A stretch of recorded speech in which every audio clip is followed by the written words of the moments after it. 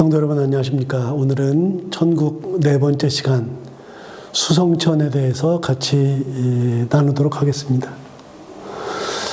수성천은 천국이 9개로 되어 있는데 그 중에 두 번째 하늘이 되겠습니다. 두 번째 하늘 수성천인데 이곳은 하나님의 영광을 드러내기 위해서 열심히 노력해서 업적을 세운 분들이 가는 곳입니다. 업적을 엄청나게 많이 세운 분들이 가긴 하지만 정의가 부족했었던 이들이 은혜 가운데 가 있는 곳이 바로 수성천이 되겠습니다. 자, 그러면 단테가 수성천에서 어떤 일을 겪었는가? 수성천에서 단테는 베아트리체의 모습을 보았는데 자기랑 함께 여행하고 있었던 베아트리체가 높이 올라가면 올라갈수록 더욱 아름답고 거룩하게 빛이 납니다. 계속 말씀드리지만 천국은 빛을 반드시 볼 수밖에 없는 빛의 나라가 바로 천국이고요. 그 베아트리체가 점점 올라가면 올라갈수록 더욱더 밝게 빛나는 모습이었고 그 모습을 보던 단테도 그 베아트리체가 볼 때 굉장히 자기 마음이 밝게 변하는 것을 느낄 수 있습니다. 여러분 여기서 굉장히 중요한 표현을 했는데 단테의 마음도 무척이나 밝게 변했다 그랬는데 이거는 의미가 있죠. 사람이 사람을 볼 때 마음이 좋은 사람이 있는가 하면 그 사람을 볼 때 아픔이 있는 사람이 있잖아요. 자식들도 있을 때 아픈 손가락이 있듯이 사람을 대할 때 항상 기쁜 것은 아니잖아요. 여러분은 사람을 대할 때 항상 기쁩니까? 그런 것만은 아니죠. 그런데 천국에서는 사람이 사람을 대할 때는 기쁨이 넘칩니다. 베아트리체는 사실 단테에게는 아픈 손가락 중에 하나죠. 평생을 두 번밖에 못 만났는데 그런데 그 두 번밖에 못 만난 와중에 단테의 마음에 베아트리체를 사랑하는 마음이 생겼으니까요. 그래서 결혼하고 싶은 마음이 왜 없었겠습니까? 젊은 나이에 굉장히 사랑하는 마음이 있었으니까요. 그런데 두 번째 만났을 때 이미 단테는 다른 여자랑 결혼했고 베아트리체도 다른 남자랑 결혼했었죠. 이미 그들은 맺어질 수 없는 사랑을 하고 있었기 때문에 단테 마음의 베아트리체는 항상 볼 때마다 뭔가 항상 그런 마음이 있었을 텐데 그런 마음이 천국 가니까 사라지더라는 겁니다. 아픈 손가락이라는 것이 없죠. 무거운 거라는 것이 없죠. 또 베아트리체는 20대 초반에 죽었습니다. 그러니 단테의 마음에 얼마나 큰 아픔이 있었겠습니까? 그런데 그 아픔도 베아트리체를 보면서 느끼지 못하는 곳, 이곳이 천국입니다. 그래서 요한계시록에 뭐라 그러냐면 요한계시록 6장에서 그리고 18장에서 뭐라 그러냐면 천국은 아픔이 없고 슬픔이 없고 그래서 그곳에 가면은 우리가 이 땅에서 느끼는 그런 아픔이나 슬픔이나 괴로움이나 이런 모든 것들이 아예 없는 곳이 천국이라 그랬는데 천국 가 있을 때 단테가 베아트리체를 보자마자 그런 느낌을 갖는 겁니다. 여러분 여기서 느끼는 게 또 하나 있죠. 이 땅에서도 천국을 이루는 것은 얼마든지 가능합니다. 언제요? 하나님의 빛이 우리 가운데 있을 때 그 공동체가 환하게 빛날 때 천국을 누리는 것이고요. 가정에서도 천국을 누리는 것은 간단한 겁니다. 빛이 비출 때, 하나님의 빛이 우리 가정에 가득할 때, 그리고 두 번째, 서로가 서로에게 아픔을 느끼지 않고 괴로움을 주지 않고 서로가 서로를 볼 때 기쁨이 넘칠 때 그때 우리는 이 땅에서도 지상에서도 천국을 이룰 수 있습니다. 그래서 이 땅에서 천국을 맛보고 천국에서는 실제로 천국을 누리고 그렇게 되는 거죠. 천국 가보니까 알겠는 겁니다. 단테가 베아트리체를 보니까 그 모습을 보면 볼수록 마음의 기쁨과 큰 환희가 넘쳤다 하는 겁니다.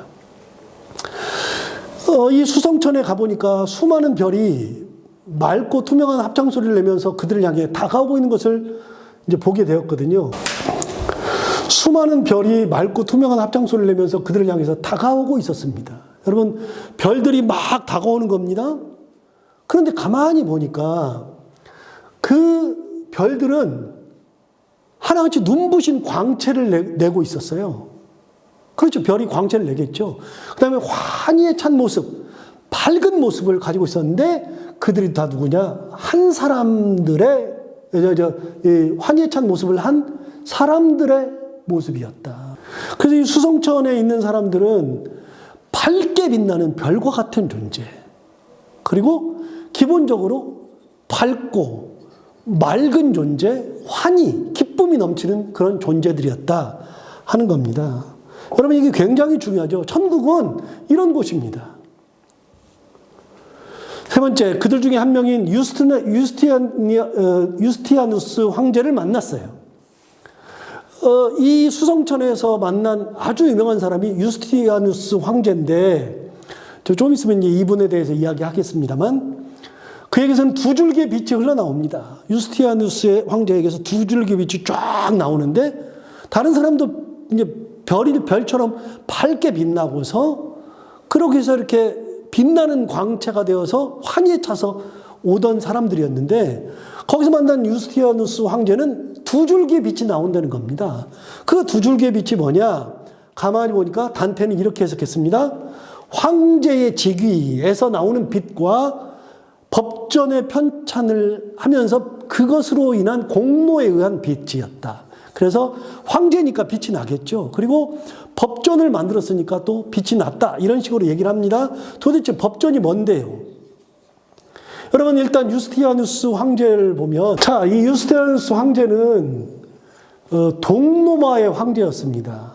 여러분, 동로마라는 것은 뭐냐면 이렇습니다. 이제 세계사를 보면 이태리가 이렇게 있고요. 그리스가 있고요. 그리고 이제 터키가 이렇게 있습니다. 여기가 이제 터키인데요. 지금의 터키, 여기 그리스, 여기가 이탈리아죠. 여기에 로마가 있고요.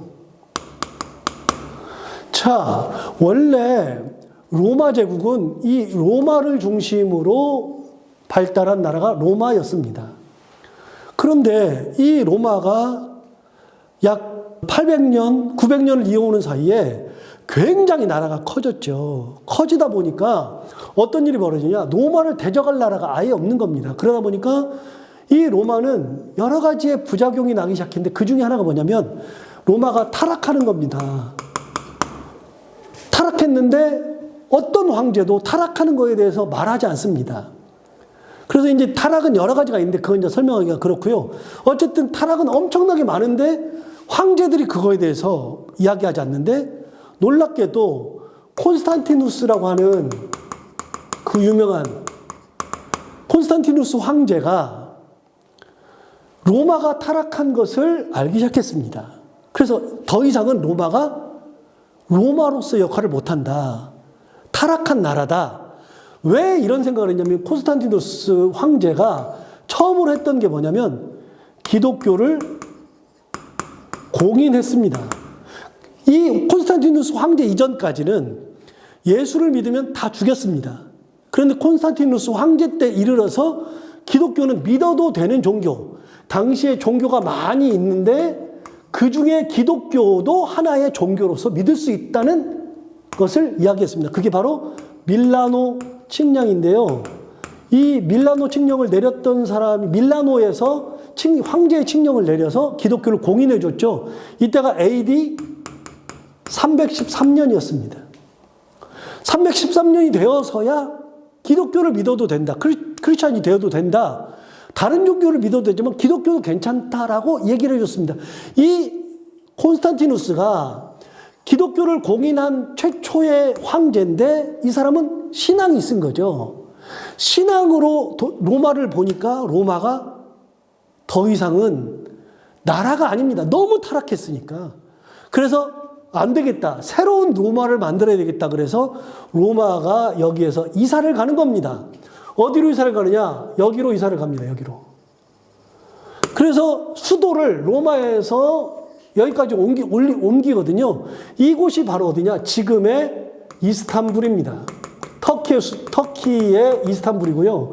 그 당시에 옮겨가서 콘스탄티노플이 이 도시를 새롭게 만들면서 이 도시의 이름을 뭐라고 지었냐면 당시에 콘스탄티노플이라고 지었습니다. 콘스탄티노플이라고.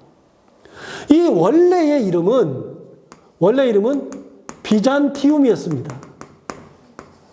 그래서 이 도시의 이름은 세 가지입니다. 비잔티움, 콘스탄티노플, 그 다음에 이스탄불, 세 개의 이름인데 지금은 이스탄불이 됐지만 비잔티움이라고 하는 이 도시를 콘스탄티누스가 새롭게 도시를 만들면서 그 도시의 이름을 자기 이름을 붙여서 콘스탄티노플이라고 지은 겁니다.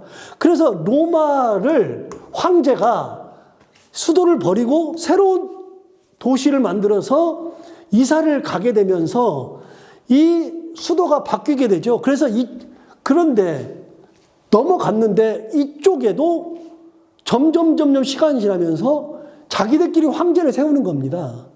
그래서 로마가 두 개가 되는 겁니다. 사실은 이쪽도 로마를 생각해서 만든 도시이기 때문에 그래서 이거를 반으로 딱 나누어서 이쪽이 동쪽이고 이쪽이 서쪽이니까 여기를 뭐라고 불렀느냐? 서로마라고 불렀고요. 이쪽을 뭐라고 불렀냐면 이쪽을 콘스탄티노플을 뭐라고 불렀냐? 동로마 이렇게 불렀습니다.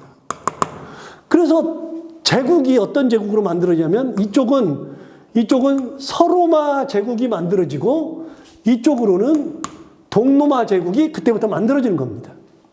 그래서 동로마 제국을 만든 사람이 콘스탄티누스였거든요.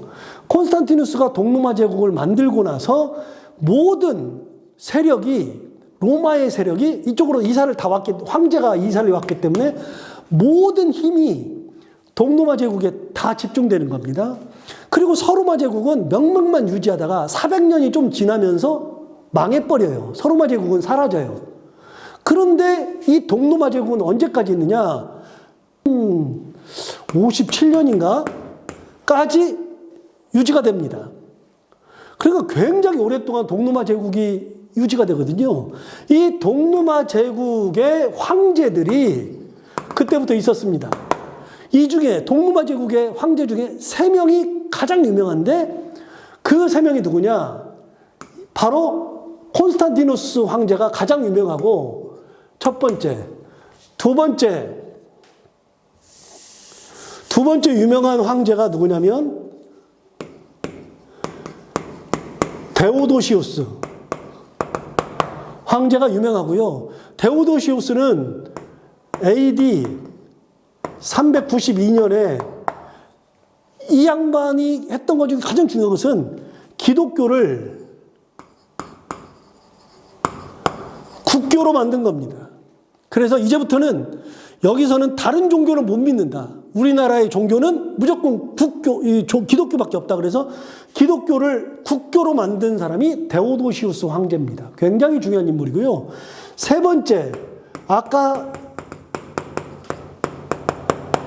말했던 유스티아누스라는 황제가 등장해서 이 사람은 AD 400년대에 살았던 황제인데 가장 유명한 3명의 황제를 뽑으라 그러면 콘스탄티누스, 데오도시우스, 유스티아누스 이 3명의 황제가 유명하거든요. 그런데 이 유스티아누스 황제는 뭘로 유명하냐? 몇 가지로 유명합니다. 그 중에 첫 번째는 뭐냐면 유스티아누스 황제가 로마법을 만든 겁니다. 로마의 법을 새로 만든 겁니다. 로마법을. 첫 번째. 두 번째, 영토를 굉장히 많이 늘렸습니다. 영토를 확장했고요. 세 번째, 진짜 중요한 게 하나 있는데 그게 바로 뭐냐? 소피아 성당. 성당을 하나님께 지어서 바쳤습니다. 봉헌했습니다. 이 세 가지가 가장 중요한 건데 그 세 가지를 했던 왕이 바로 유스티아누스 황제거든요.